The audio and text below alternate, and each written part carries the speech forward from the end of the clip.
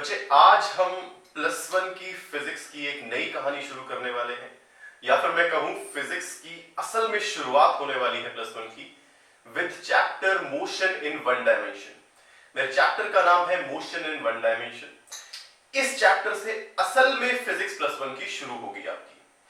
Sir हमने 2 chapters अभी तक किए, एक चैप्टर मैं बोलूंगा, एक तो 0th चैप्टर चल रहा है अभी भी, जिसमें हमने इंटीग्रेशन अभी करनी है, और हमने मेजरमेंट फिजिकल क्वांटिटीज ये वाला चैप्टर किया। क्या ये असली फिजिक्स नहीं थी? ये भी फिजिक्स थी। सर इसमें से सवाल नहीं आते? बिल्कुल आते हैं यार। हमने प्रीवियस ईयर जेई के सवाल आपको कराए भी, काफी सारे सवाल भी आते हैं, फिजिक्स भी थी। तो सर आप ये क्यों बोल रहे हो कि फिजिक्स की शुरुआत अब होने वाली है? अच्छा देखो, मान लो तुमने सोचा कि मैं साइंस फिक्शन मूवीज देखना शुरू करूंगा, है, और तुमने पहली मूवी देख ली नागराज। और फिर तुमने अचानक से देखी, मान लो एवेंजर्स देख लिया, या फिर वो अवतार देख ली। तो तुम्हें फील कब आना शुरू होगी? नागराज देख के, या फिर अवतार देख के, या फिर मार्वल्स की कोई मूवी देख के, है ना? तो उसी तरह से ना फिजिक्स की फील तुम्हें अब आना शुरू होगी। अब तुम्हें पता लगेगा अच्छा फिजिक्स है क्या। जो हमने किया था वो भी फिजिक्स था, बिल्कुल था, बट फील अब आना शुरू होगी। कईयों की आंखें खुलेगी फिजिक्स के बारे में इस चैप्टर के दौरान। कईयों का डर भागेगा फिजिक्स का इस चैप्टर के दौरान। पता लगेगा असल में फिजिक्स है क्या और कितनी खूबसूरत चीज है फिजिक्स, है ना? तो शुरुआत करते हैं हमारे चैप्टर की। नाम है motion in one dimension. Notes बनाना शुरू कर दे, साथ में पढ़ते हैं। ये जो लेक्चर चलता है ना 1 घंटा जो भी है, उस टाइम सब कुछ भूल जाया करो। घर की टेंशन, मम्मी की डांट, पापा की डांट, भाई ने तंग किया, बहन ने कुछ तोड़ दिया, सब भूल जाओ। सब छोड़ के सिर्फ पढ़ाई, मजे से फिजिक्स पढ़ते हैं। Motion in one dimension. एक बार मैं बता दूं इस पूरे चैप्टर में होना क्या, अच्छा खासा लंबा चैप्टर होने वाला है।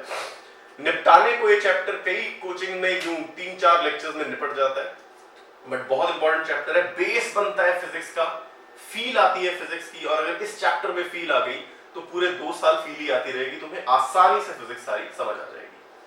हमने पढ़ना है मोशन क्या है। अगर मोशन इन वन डायमेंशन मेरे चैप्टर का नाम है, तो इसमें मोशन क्या है, इसमें वन डायमेंशन क्या है, रिलेटिव और एब्सोल्यूट क्वांटिटी देखते जाएंगे क्या है, distance, displacement, speed, velocity, acceleration, horizontal linear motion, vertical linear motion, graphs of linear motion. ये जो चैप्टर है ना, ग्राफ्स ऑफ 1D मोशन, इस पे मैंने पहले भी, मतलब ऑलमोस्ट 1 साल पहले वीडियो बनाई थी। उसे इंप्रूव करेंगे, या फिर मैं वही वीडियो डाल दूंगा। बहुत टॉप लेवल की वीडियो है, सब कुछ उसमें A to Z डिस्कस्ड है। अभी नहीं देखेंगे नहीं तो कुछ समझ नहीं आएगा। और अंत में हम करेंगे use of differentiation and integration, जो कि हम समझ रहे हैं इन मैथमेटिकल टूल्स। उसका यूज क्या है मोशन में, वो हम देखेंगे। ठीक है, चलो पहली बात नंबर 1, जो ये मेरा मोशन इन 1D चैप्टर है ना, ये असल में आता है एक बड़े कैटेगरी के अंदर, जिसे मैं बोलता हूं काइनेमेटिक्स। असल में ये बहुत बड़ी कैटेगरी ऑफ फिजिक्स है, जिसे मैं बोलता हूं काइनेमेटिक्स। ना काइनेमेटिक्स 2 वर्ड से मिलकर बना है। काइन का मतलब मोशन, मैटिक्स का मतलब है mathematics.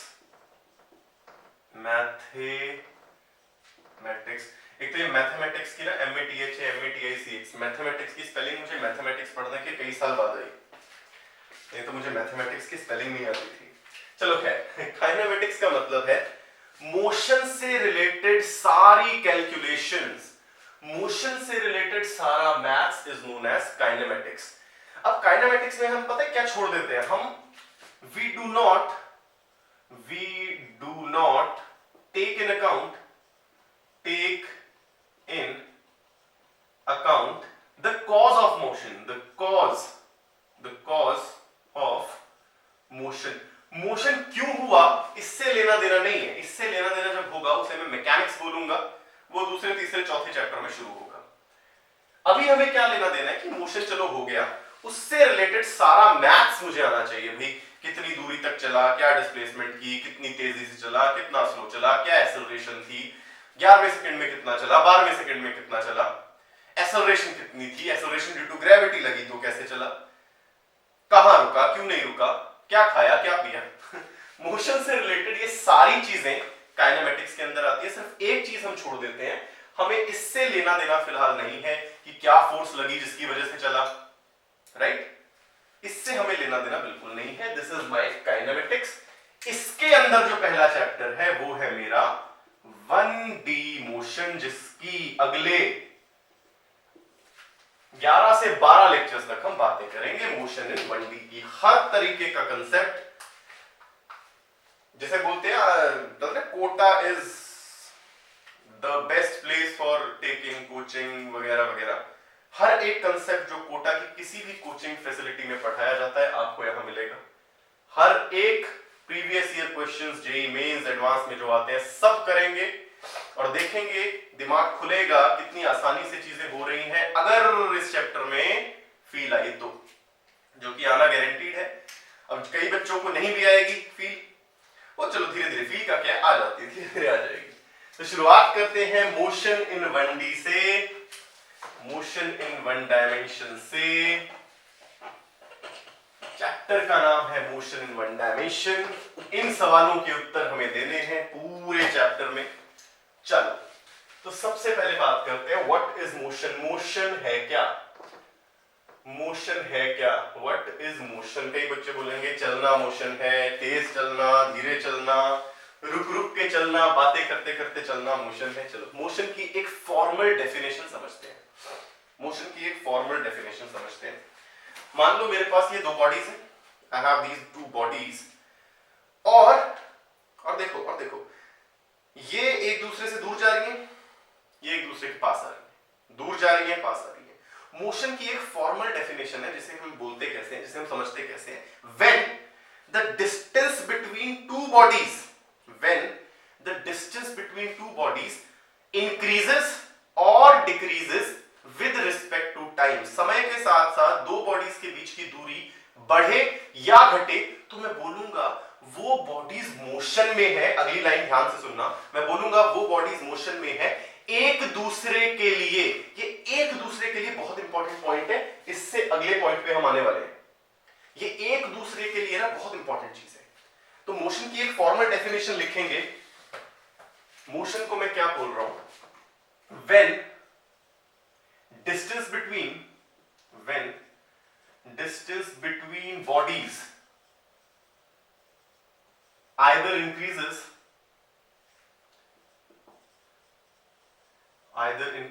or decreases with respect to, WRT is with respect to time, समय के साथ साथ दो बॉडीज के बीच की दूरी या तो बढ़े या तो घटे, then the bodies, ये दोनों bodies, then the bodies are called to be in motion, they are called to be in motion for each other। एक दूसरे के लिए ये बॉडी मोशन में है, ऐसा मैं बोलूंगा। अब ये एक दूसरे के लिए कंसेप्ट समझो, मोशन की फॉर्मल डेफिनेशन आपको समझ आ गई। अब एक दूसरे के लिए का मतलब क्या है, फॉर ईच अदर का मतलब क्या है, इसका मतलब समझो। अब ध्यान से देखना बच्चे, ध्यान से देखना। मैं एक चीज करता हूं, मैं एक चीज करने वाला हूं। अच्छा, मान लो मैंने ऐसे लिखा और आपसे पूछा मैंने ये क्या लिखा है, मैंने पूछा आपसे ये क्या है, आप बोलोगे 9, मैं बोलूंगा नहीं यार ये तो 6। आप बोलोगे 9 और मैं देख के बोलूंगा नहीं यार ये तो 6 है। ऐसी चीजों को जो डिपेंड कर रही है देखने वाले पे, जो डिपेंड कर रही है देखने वाले पे, उसे मैं बोलता हूं रिलेटिव क्वांटिटीज, उसे मैं बोलता हूं रिलेटिव क्वांटिटीज। समझते जाना। और अगर मैं ऐसा करूं, सर कॉपियां बर्बाद कर रहे हो और आप कर कुछ नहीं रहे हो। अगर मैं ऐसा करूं और आपसे पूछूं ये क्या लिखा है, आप बोलोगे सर ये 1 है, मैं बोलूंगा ये भी 1 है, यानी हम दोनों के लिए 1 है, हम दोनों के लिए ये 1 है। ऐसी चीजों को बोलते हैं एब्सोल्यूट क्वांटिटीज। इंग्लिश है, डिक्शनरी में देखो पता लग जाएगा। रिलेटिव क्वांटिटीज और एब्सोल्यूट क्वांटिटीज, तो आपको पता होगा रिलेटिव क्वांटिटी अब क्या है, वो चीज जो देखने वाले पे डिपेंड कर रही है, those quantities are known as relative quantities. और वो जो देखने वाले पे डिपेंड नहीं कर रही है, सबके लिए वही है, सच है, उनको मैं बोल रहा हूं एब्सोल्यूट क्वांटिटीज। और मैं एक चीज लिखने वाला हूं, मोशन, स्टार मार्क करके लिखेंगे, motion is a relative quantity। Motion एक relative quantity है, that means it depends upon observer। देखने वाले पे ये डिपेंड कर रही है, it depends upon observer। अच्छा सर ये कैसे हुआ? वापस डेफिनेशन पे आओ। मोशन था क्या? जब दो बॉडीज के बीच का डिस्टेंस बढ़े या घटे विद रिस्पेक्ट टू टाइम, तो ये एक दूसरे के लिए मोशन में है। क्यों? रिलेटिव समझना। मान लो मैं और मेरा दोस्त है ना, गाड़ी में जा रहे हैं, मैं इधर बैठा हूं, ये इधर बैठा है बस में, और हम बहुत तेजी से चल रहे हैं, और एक बच्चा, एक ऑब्जर्वर बस स्टॉप में हमें देख रहा है ना चलते हुए, तो मेरा डिस्टेंस और मेरे दोस्त का डिस्टेंस उस बंदे के हिसाब से जो बाहर खड़े होकर देख रहा है बढ़ रहा है टाइम के साथ। गाड़ी चल रही है भाई, वो वहीं खड़ा है, तो विद रिस्पेक्ट टू टाइम हम दोनों का और उसका डिस्टेंस बदल रहा है, तो हम दोनों उसके लिए मोशन में है। डेफिनेशन बोलती है डिस्टेंस बढ़े या घटे टाइम के हिसाब से, तो मोशन में। बट मैं अभी इधर हूं, दोस्त मेरा इधर है, गाड़ी 10 घंटे तक चलती रही, 10 घंटे बाद भी मैं इधर हूं, मेरा दोस्त इधर है, हमारे बीच की दूरी ना बढ़ी ना घटी, तो हम एक दूसरे के लिए रेस्ट पे हैं। हम उस बंदे के लिए मोशन में हैं और हम एक दूसरे के लिए रेस्ट पे हैं, यानी एक ही टाइम पे हम मोशन पे भी हैं और हम रेस्ट पे भी हैं। बट डिपेंड किस पे किया? देखने वाले के। उसने देखा तो हम मोशन पे, हमने खुद देखा तो हम रेस्ट पे। इसीलिए मैं बोलता हूं मोशन डिपेंड्स अपॉन ऑब्जर्वर। देखने वाले पे, ऑब्जर्वर क्या होता है? ऑब्जर्व करने वाले पे, एक रिलेटिव चीज है, देखने वाले पे डिपेंड कर रहा है। Motion is a relative quantity. एक और एग्जांपल बताते हैं। मैं यहां खड़ा हूं, चेयर यहां पड़ी है और धरती घूम रही है। अरे यार धरती घूम रही है। मान लो मेरा एक दोस्त सैटेलाइट पे चढ़ के बैठा हुआ है, ऊपर से धरती को देख रहा है। मेरा एक दोस्त सैटेलाइट पे चढ़ा हुआ है और ऊपर से धरती को देख रहा है, तो उसे दिखेगा धरती मोशन पे है। ही विल ऑब्जर्व, उसे दिखेगा यार ऐसे घूम रही है, उसे दिखेगा धरती घूम रही है, एक्सिस पे भी, अराउंड द सन भी घूम रही है। बट मुझे फील हो रहा है क्या? बिल्कुल भी नहीं। तो अगर मैं ग्राउंड पे खड़ा हूं तो मेरे लिए धरती रेस्ट पे है, और मेरे दोस्त के लिए जो सैटेलाइट पे चढ़ के बैठा हुआ है उसके लिए सेम अर्थ मोशन पे है। यानी same object can be in rest and it can be in motion depending upon the observer. तो लिखेंगे a body can be at rest, body can be at rest as well as in motion depending upon observer। कहां से इस motion को होता हुआ देखा गया उस पे डिपेंड कर रहा है कि मोशन हो रहा है किसी के लिए और किसी के लिए नहीं हो रहा। एग्जांपल्स आप अपनी भाषा में लिख लेंगे। दो बहुत बढ़िया एग्जांपल मैंने दे दिए, चाहे तो एक और दे देते हैं। मान लो पेड़ पे पत्ता, पत्ते पे चींटी, पेड़ पे पत्ता, पत्ते पे चींटी, पत्ता टूटा और नीचे गिर रहा है और चींटी उस पे बैठी हुई है, चींटी भी पत्ते के साथ साथ नीचे आ रही है। मेरे लिए पत्ता भी मोशन पे, मेरे लिए चींटी भी मोशन पे। बट चींटी और पत्ते का डिस्टेंस देखो, गिरते वक्त डिस्टेंस इन दोनों का नहीं बदल रहा, तो एक दूसरे के लिए किसमें है? रेस्ट में। मोशन होता ही क्या है? डिस्टेंस बदले भाई टाइम के हिसाब से।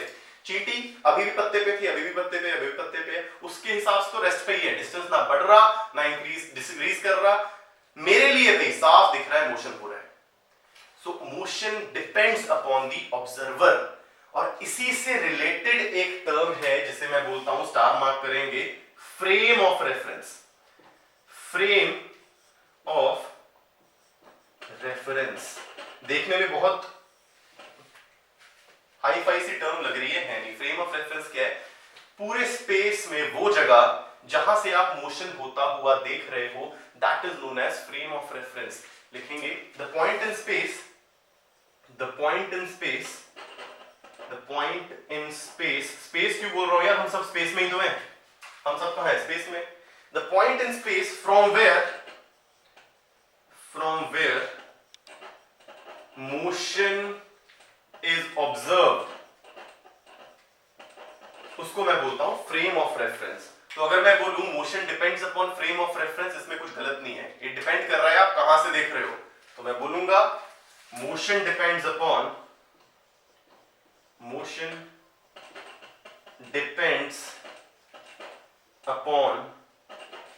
Frame of reference. मेरा मोशन फ्रेम ऑफ रेफरेंस पे डिपेंड करेगा। What is frame of reference? एक ऐसी जगह जहां से आप मोशन को होता हुआ देख रहे हो। बात समझ में आई? मोशन क्या है? Feel I. रिलेटिव और एब्सोल्यूट क्या है? Feel I. रिलेटिव और एब्सोल्यूट अपनी भाषा में लिख लेंगे, जैसे समझाया गया वैसे कुछ कुछ लिख लेंगे। चले तो चलो, ये बात थी मोशन क्या है ना। तो हमने दो चीजें अभी कवर की हैं, अभी शुरुआत है, बिल्कुल शुरुआत है। हमें पता लग गया मोशन क्या है, हमें पता लग गया रिलेटिव और एब्सोल्यूट चीजें क्या होती हैं, और हमें यह भी पता लग गया मोशन एक रिलेटिव चीज है, देखने वाले पे डिपेंड कर रहा है, फ्रेम ऑफ रेफरेंस पे डिपेंड कर रही है। बात समझ में आई? चलो आगे चलते। फीलिंग आ रही है? बहुत फील आ रही है सर। चलो आगे चलते हैं। अब ये मैं मिटा रहा हूं, बात करते हैं अब ये 1D मोशन क्या है। मोशन तो सर पता लग गया, 1D मोशन क्या है तो लिखेंगे व्हाट इज 1D मोशन। ये 1D या 1 डायमेंशन मोशन क्या है? यार बहुत सिंपल सी बात है, देखो 1 डायमेंशन मोशन को ना एक और नाम से बोलते हैं लीनियर या रेक्टिलिनियर। रेक्टिलिनियर मोशन भी बोलते हैं, बचपन में पढ़ा होगा, छोटी क्लासेस से शुरू हो जाते हैं, types of motion, rectilinear motion, ये मोशन। रेक्टिलिनियर मोशन यानी straight line motion, motion along a straight line.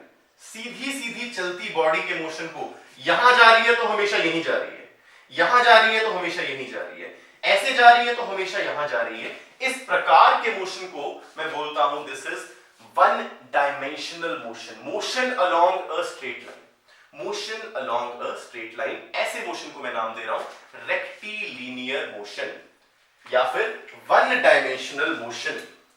So it is motion along a straight line या फिर रेक्टिलिनियर या फिर लीनियर मोशन। इस तरीके के मोशन को हमने समझना है, इस तरीके के मोशन को हमने समझना है, और इसी पे ये पूरा चैप्टर घूमता रहेगा। हमने इसकी दो ब्रॉड क्लासिफिकेशन करनी है, हॉरिजॉन्टल मोशन, या तो बॉडी हॉरिजॉन्टली चल रही है या बॉडी वर्टिकली चल रही है। दो तरह के 1D मोशन हमने पढ़ने हैं, बहुत अच्छे से पढ़ने हैं, या तो बॉडी हॉरिजॉन्टली मूव कर रही है या बॉडी वर्टिकली मूव कर रही है। अब हो सकता है ये सेम वेलोसिटी से मूव करे तो उसे मैं बोल दूंगा यूनिफॉर्म मोशन। आएंगे इस पे, हो सकता है स्पीड धीरे धीरे बढ़ती जा रही है या स्पीड धीरे धीरे घटती जा रही है, उसे मैं बोलूंगा यूनिफॉर्मली एक्सेलरेटेड मोशन। धीरे धीरे इस पे आएंगे, अभी तो बेसिक्स पे बात कर रहे हैं। बहुत मजेदार सवाल करने वाले हैं आज हम, किस पे?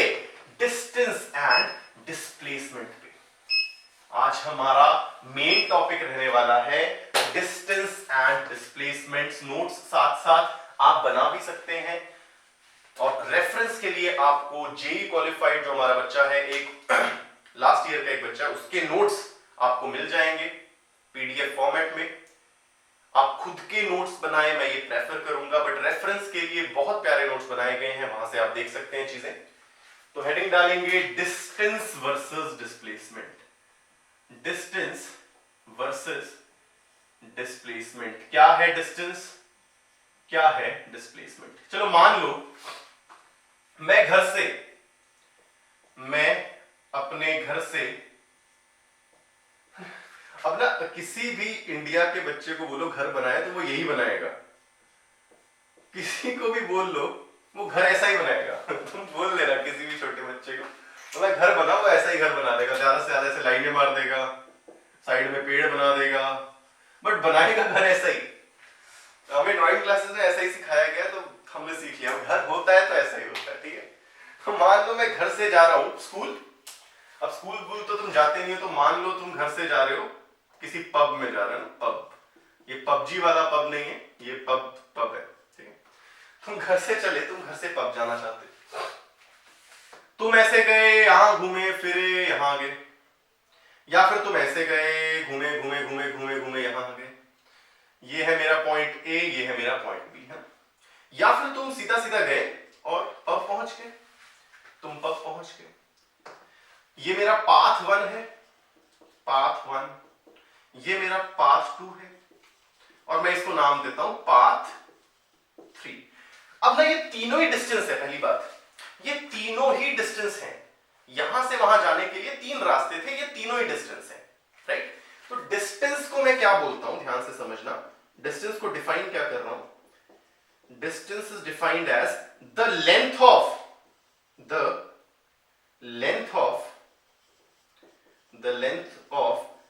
actual path,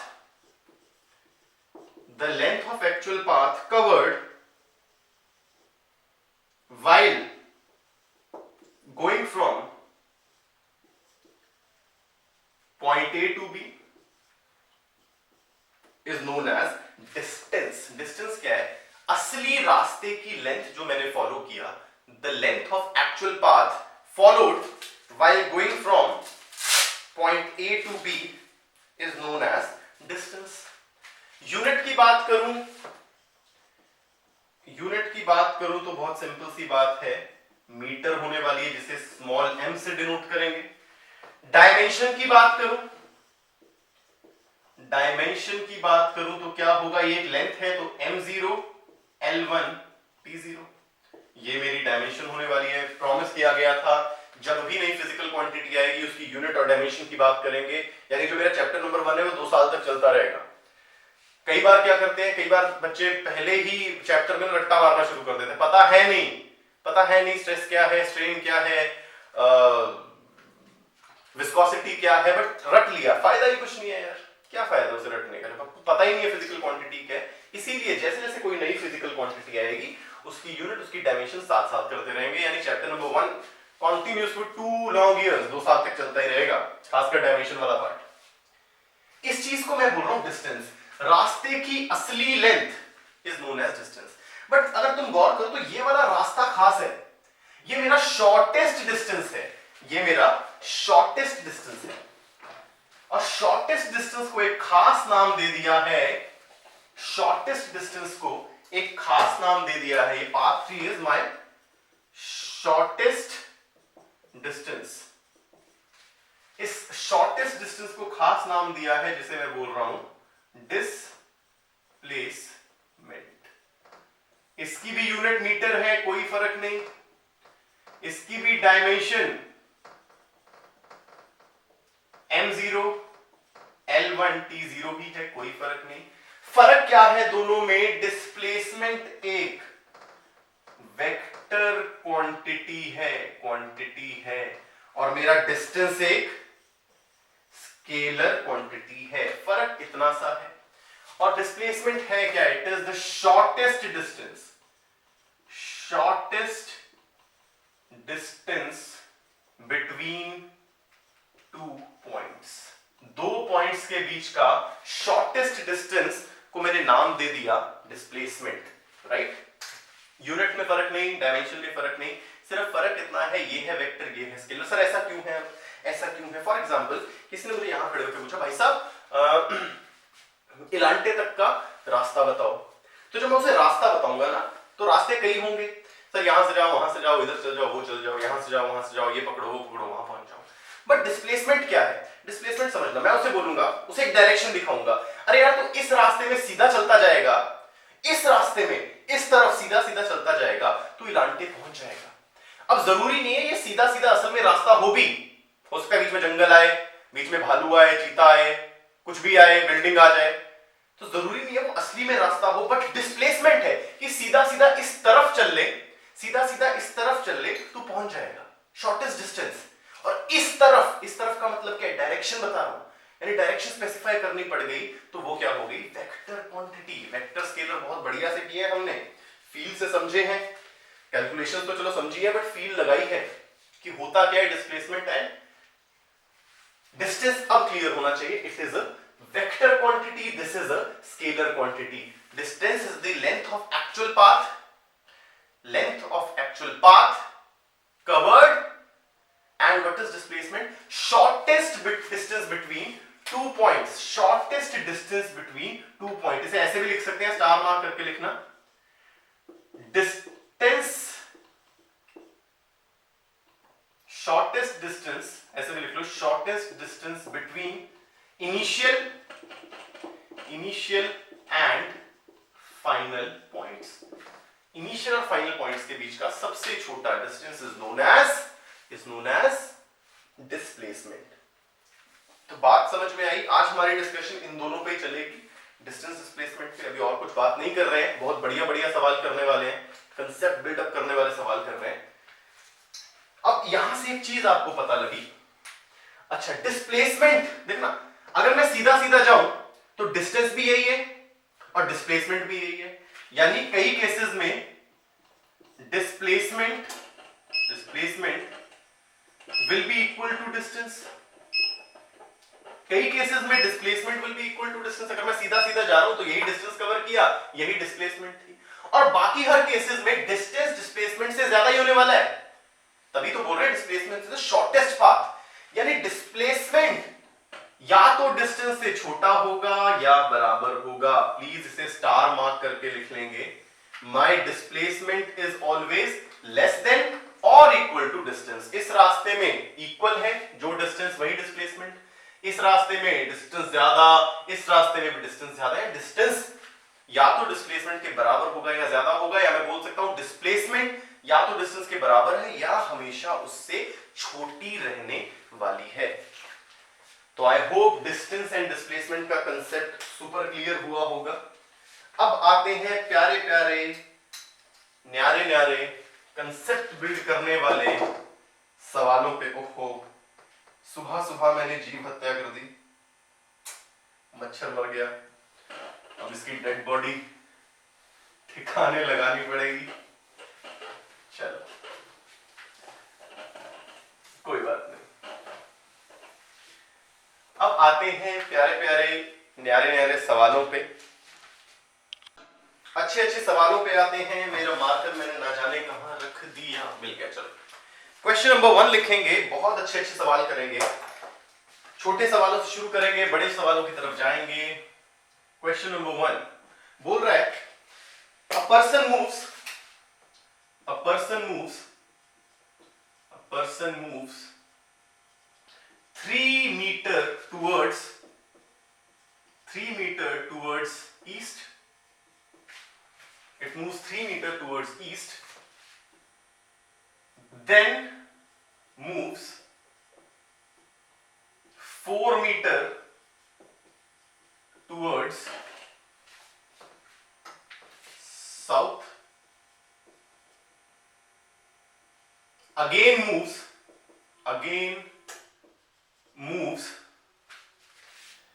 3 meter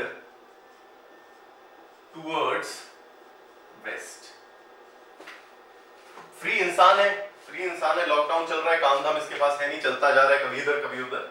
मुझे बोल रहा है find the distance and displacement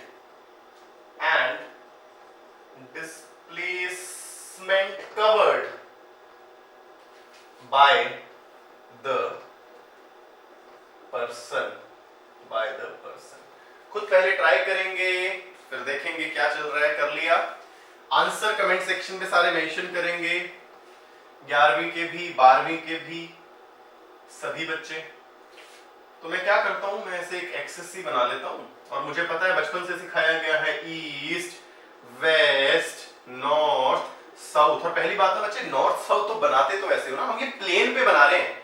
north का मतलब ये नहीं है, जब हम मान लो इंडिया को भी देख रहे हैं सैटेलाइट पे बैठ के, तो इंडिया हमें ऐसे नजर आएगा ना, प्लेन पे हो रहा होता है। तो ये ईस्ट, ये वेस्ट, ये नॉर्थ, ये साउथ, ऐसे मत समझना नॉर्थ हवा में है, हवा में नॉर्थ नहीं है, नॉर्थ इधर है, ईस्ट वेस्ट नॉर्थ साउथ।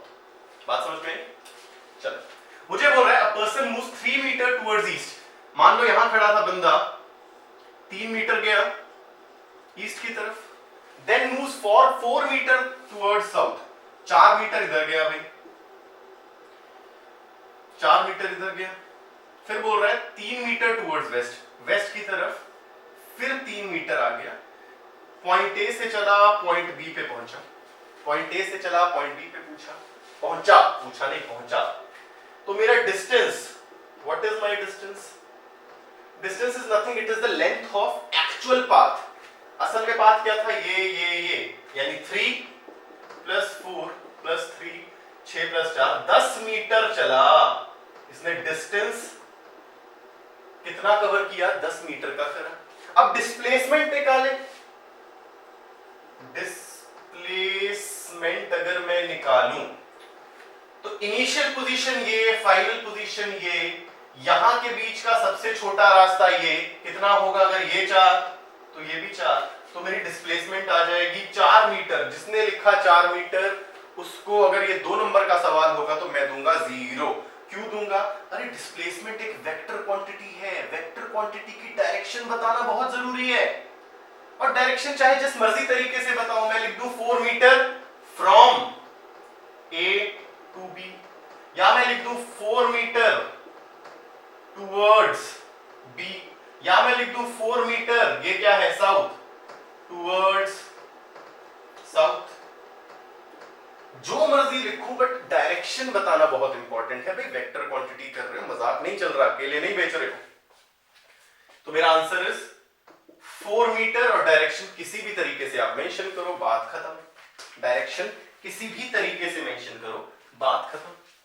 बहुत आसान सवाल था। आगे चलते हैं। आंसर मुझे चाहिए कमेंट सेक्शन पे सभी बच्चों से। प्रेजेंस भी लगा देना भाई, लगा नहीं रहे हो, लगा नहीं रहे हो। डाउट्स नहीं पूछते यार, तुम बहुत कम डाउट पूछते हो। कुछ बच्चे तो बहुत डाउट्स पूछते हैं, बहुत बढ़िया। रात के 3 बजे 4 बजे डाउट्स आ रहे हैं, सोने का कोई हिसाब नहीं रखा बच्चों ने। और कुछ बच्चे बिल्कुल ही चुप। डाउट्स नहीं पूछोगे दिक्कत बढ़ती जाएगी। या तो देखो ना, 2 केसेस है, या तो तुम्हें सब कुछ समझ आ गया, या तो तुम्हें सब कुछ समझ आ गया, या फिर तुम डाउट नहीं पूछ रहे, है? अगले सवाल में है क्वेश्चन नंबर 2। मुझे बोल रहा है एक लड़की है मैरी, मैरी नहीं लेते हम ले लेते हैं Rani. Rani is running around a circular garden, एक गार्डन है, सर्कुलर है, ऑफ रेडियस मान लो 5 मीटर। 5 मीटर का रेडियस का एक गार्डन है, उसके इर्द गिर्द पागलों की तरह घूम रही है। कौन? रानी, आर। ये सेंटर मान लो, घूम रही है, घूम रही है, घूम रही है, बोल रही है find the distance and displacement covered by her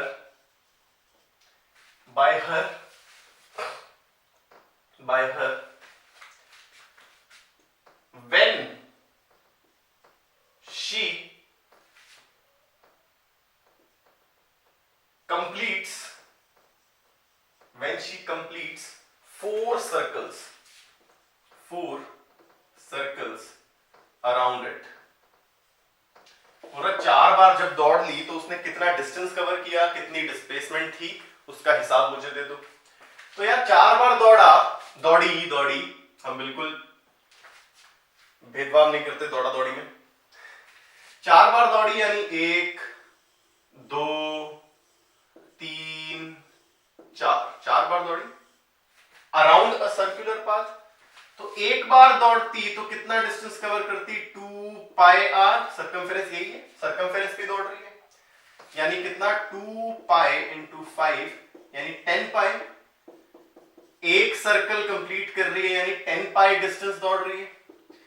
मुझे बोला 4 सर्कल्स कंप्लीट किए यानी 4 × 10 पाई यानी 40 पाई मीटर डिस्टेंस कवर किया। तो मेरा डिस्टेंस तो आ गया 40 पाई मीटर। अब डिस्प्लेसमेंट क्या है? अब 4 बार दौड़ी तो घूम फिर के आ तो वहीं गई, 1 2 3 4, यानी स्टार्टिंग पॉइंट ए भी यही था, फाइनल पॉइंट बी भी यही है, तो डिस्प्लेसमेंट क्या है? 0। My displacement is 0 metre. अब इसकी डायरेक्शन लिखना क्या है? जब दौड़ी नहीं, जब डिस्प्लेसमेंट हुई नहीं तो पाई की direction. So my answer is my distance covered is 40 pi metre, my displacement is 0। My distance is 45 metre, my displacement is 0। Again आसान सवाल था, कंसेप्ट बिल्ड कर रहे हैं हम डिस्टेंस डिस्प्लेसमेंट पे, दैट्स इट। अगले सवाल पे आते हैं, क्वेश्चन नंबर 3। अगले सवाल पे आ रहे हैं, क्वेश्चन नंबर 3 पे मुझे बोल रहा है find the distance and displacement of tip of a minute hand of clock। minute hand समझते हो? minute hand of a clock of length 5 meter 5 metre मत लिखना, of length 10 सेंटीमीटर लिख लो, कहां मीटर में घड़ी तुम घुमा रहे हो। find the distance and displacement of the tip of a minute hand of length 10 centimeter in half an hour, HOUR। आधे घंटे में मेरे मिनट हैंड के टिप ने मिनट हैंड घूम रहा है, उसके टिप ने, यहां से तो पिवटेड है, पिवटेड मतलब यहां से फिक्स है, ऐसे घूम रहा है। आधे घंटे में कितना डिस्टेंस चला, कितना डिस्प्लेसमेंट चला, तो एक घड़ी बनाते हैं। नहीं सर मैं तो घड़ी ऐसे बनाऊंगा, मैं घड़ी सुंदर बनाऊंगा, भाई घड़ी गोल बना लो। मान लो मिनट हैंड यहां था इनिशियली, यहां था ए पॉइंट पे, अब चला आधे घंटे के लिए, आधे घंटे में यहां पहुंच जाएगा minute hand, definitely point B पे पहुंच जाएगा, आगे पीछे तो नहीं होगा। कहीं बोलेंगे नहीं सर हम यहां से शुरू करेंगे, कर लो भाई, यहां से शुरू कर लो तो आधे घंटे में यहां पहुंच जाएगा। नहीं सर हम यहां से शुरू करेंगे, जहां मर्जी से शुरू कर लो, लड़ो मत बस।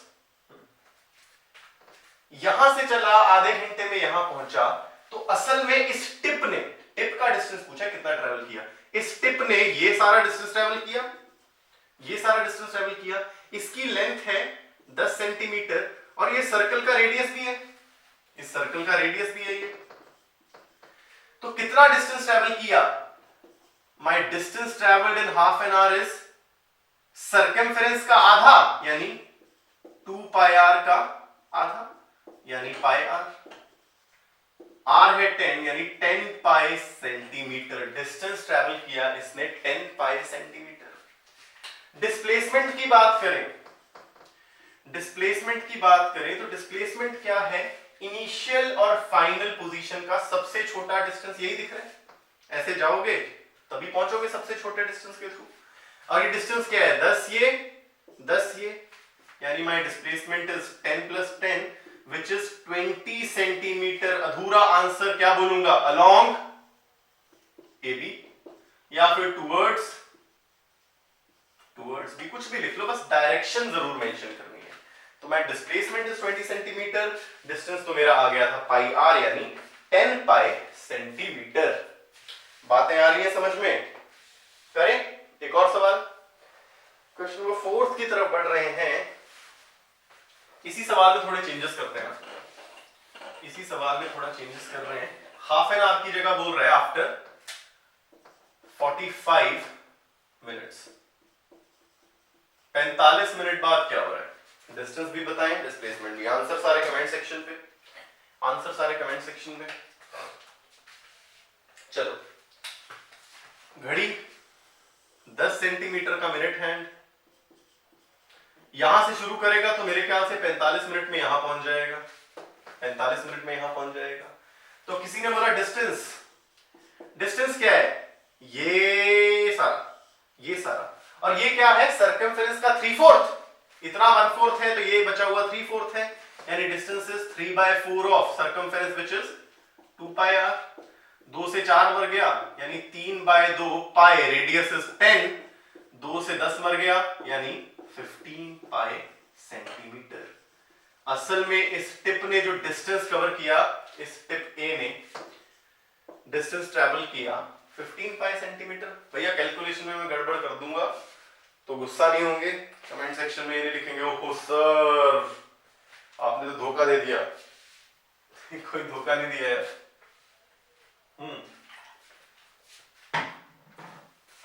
डिस्प्लेसमेंट की बात करें यार, इनिशियली यहां था, पॉइंट यहां पहुंच गया, तो इनके बीच का शॉर्टेस्ट डिस्टेंस तो यही है, ए से बी।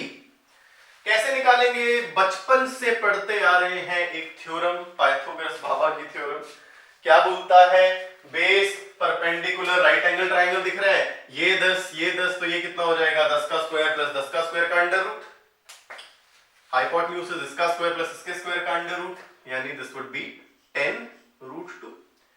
भाई 10 का स्क्वायर प्लस 10 के स्क्वायर का अंडर रूट, यानी 2 टाइम्स 10 के स्क्वायर का अंडर रूट, स्क्वायर कटा 10 बाहर आया तो रूट 2 अंदर रह गया, 10 रूट 2 सेंटीमीटर। डायरेक्शन जरूर लिखेंगे, along AB या towards B। फील आ रही है, फील आ रही है, आनी चाहिए। मेरा काम यही है, रह गया है फील दिलाना तुमको, तरह तरह की फील्स। चलो इसी में थोड़ा और बदलते हैं और एक आखिरी सवाल, अपना 5वां सवाल करते हैं। 5वां सवाल करते हैं। अभी कर क्या रहे हैं सर, 4 सवाल हो गए ना 5 में। अभी हम फील दिला रहे हैं डिस्टेंस डिस्प्लेसमेंट की, अगले चैप्टर में स्पीड और वेलोसिटी की फील दिलाएंगे, फिर 1D में अच्छे से घुस के बातें करेंगे हॉरिजॉन्टल मोशन की पूरी, उसमें बात करेंगे यूनिफॉर्म मोशन की, उसमें बात करेंगे यूनिफॉर्मली एक्सेलरेटेड मोशन की, equation of uniformly accelerated motion, nth second में कितना चला उसकी इक्वेशंस देखेंगे, रिलेटिव वेलोसिटी एक करेंगे, बहुत खूबसूरत सा कांसेप्ट, ग्राफ्स पे आएंगे, वर्टिकल मोशन की बात करेंगे, मोशन अंडर ग्रेविटी यानी फ्री फॉल की बात करेंगे, किसी चीज को ड्रॉप किया या किसी चीज को फेंका ऊपर से नीचे, नीचे से ऊपर फेंका, क्या होने वाला है, कब होने वाला है, ये सब बातें करेंगे, है ना। तो धीरे धीरे मजे से पढ़ते जाएंगे, सवाल लिखेंगे।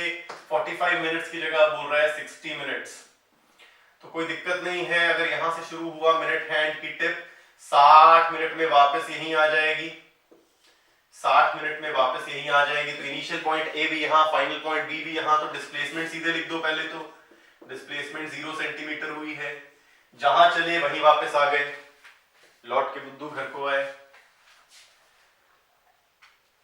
डिस्टेंस क्या चला, ये पूरा स्टेप ने ये पूरा डिस्टेंस चला, distance is 2 pi r, circumference के बराबर r 5 तो 10 पाई, नहीं r 10 है तो 20 पाई सेंटीमीटर।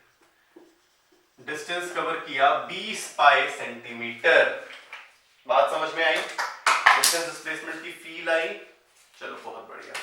तो आज का लेक्चर हमारा first lecture in motion in 1D में हमने फील ली।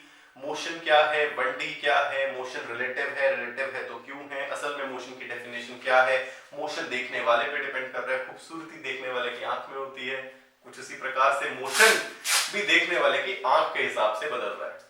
रिलेटिव का मतलब, एब्सोल्यूट का मतलब, फ्रेम ऑफ रेफरेंस का मतलब, ये सारी चीजें हमने पढ़ी और डिस्टेंस और डिस्प्लेसमेंट के कंसेप्ट को सॉलिडिफाई करने की कोशिश की। पढ़ते रहें, लॉकडाउन का फायदा उठाएं, मजे करें, पेरेंट्स की बात मानें, भाई बहनों को तंग करें, पढ़ते रहें। जय हिंद।